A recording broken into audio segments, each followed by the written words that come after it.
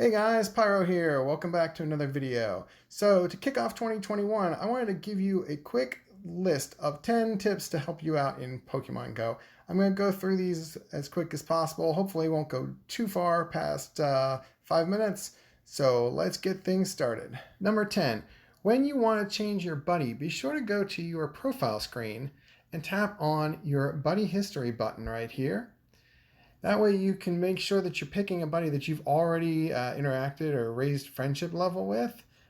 Pick somebody that you want to increase that buddy level. You can also at the bottom see exactly how far you've walked. So if you have a task coming up to earn a candy, it's a great easy way to pick a buddy that you've already made some progress toward that next candy with.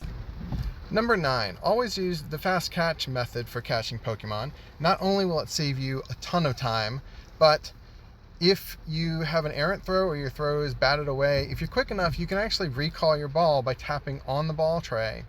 I do have a video about that if you want to learn more about it. Check out the link in the description.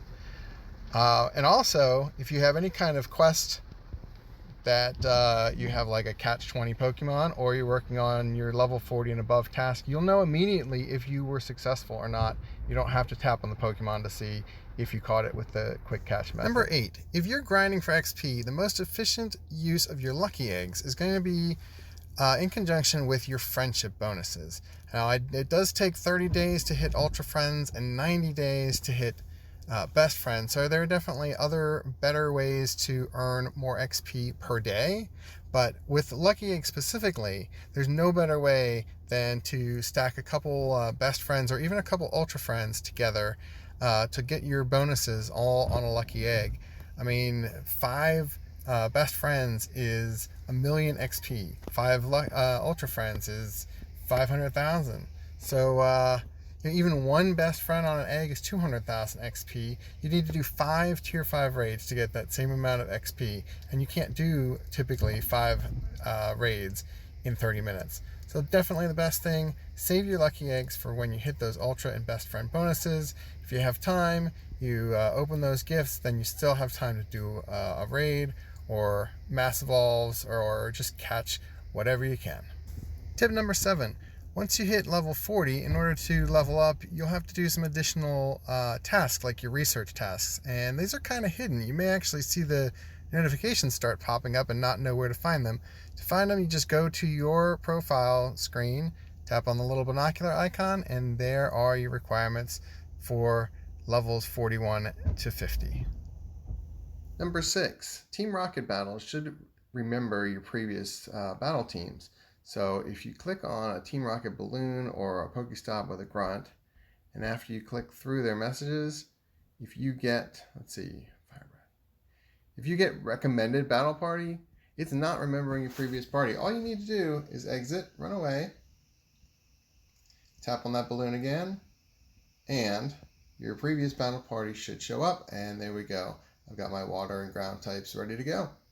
And by the way, this will save your teams for every different lineup that you encounter for Team Rocket bosses. So if it's whether it's water, rock, ground, ice, or whatever, each team is saved individually. And hopefully, if you have your counter set up right, this will save you a lot of time selecting the right counters each time, and you don't have to create and save a special battle group. So hopefully that'll help you in these rocket battles. While we're talking about Team Rocket battles, here's tip number 5. This is something that is a pretty new addition to the game, but it's really useful if you don't rename your Pokemon to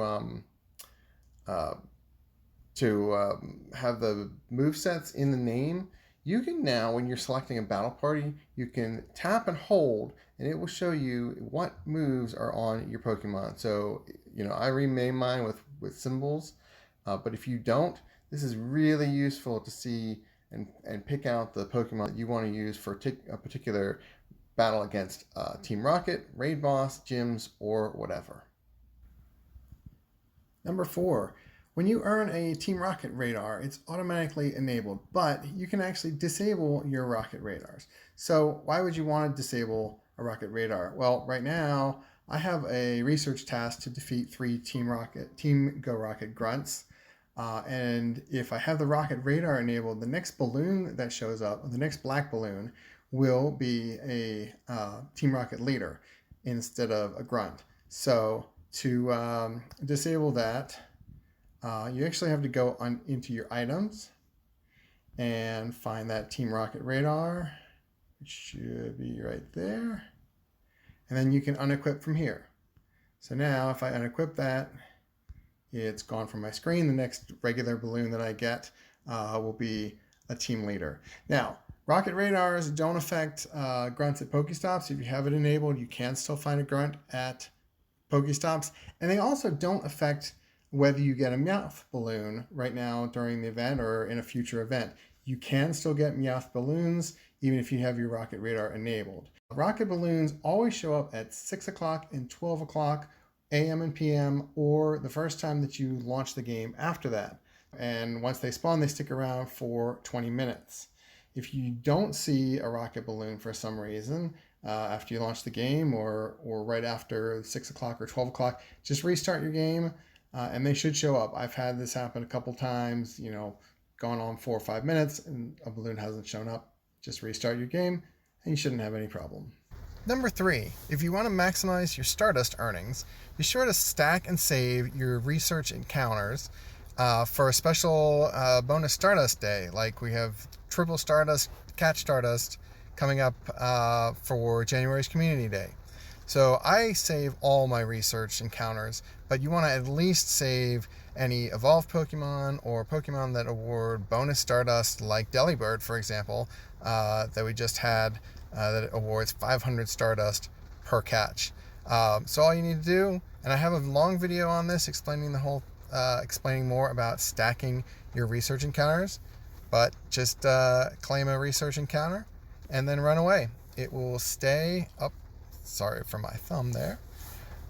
It will go right into your research stack here, which you can then catch at a later time. Tip number 2.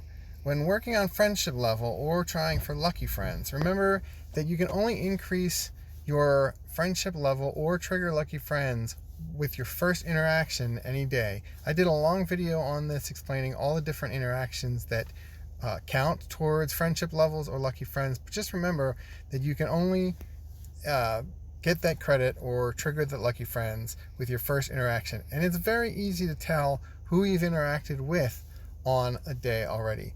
What you want to do to not waste opening a gift from somebody that you've already interacted with is look for that little blue halo or glow right around your friend icon, just like 4PZ3 there at the top. And there's another one. And that means that you've already interacted that day. You may have already opened a gift. They may have opened the gift. You've rated or traded. But there's also, and this is fairly new, there's also another really great way to tell who you haven't interacted with, and that is that you can now search for interactable. And that will show you only the people that haven't already interacted with that day. And what's great is you can sort it by gifts available. So if I'm at the end of the day and I want to open gifts from people who I haven't had an interaction with yet, very easy to do. And my number 1 tip for 2021 is do not purify your shadow Pokemon. Yes, shadow Pokemon are more expensive to power up, and yes, you will need to use a TM during a Team Rocket event in order to get rid of frustration and make that Pokemon power useful. But here's the thing, shadow Pokemon have a 20% attack boost, and that means that a level 30 shadow Pokemon is actually more powerful than a level 40 normal or purified Pokemon, and it actually costs less to power up a shadow Pokemon from level 8 to level 30 than it does to power up a purified Pokemon from level 25 to level 40. I'm actually planning to do more of a deep dive video into shadow Pokemon and show exactly why they're beneficial. So be sure to subscribe so you know when that video comes out. Now, if you want to use shadow Pokemon for PvP, I definitely suggest going to pvpoke.com and where you can see exactly how each Pokemon ranks based on simulations. Sometimes the shadow Pokemon are better and sometimes they're not.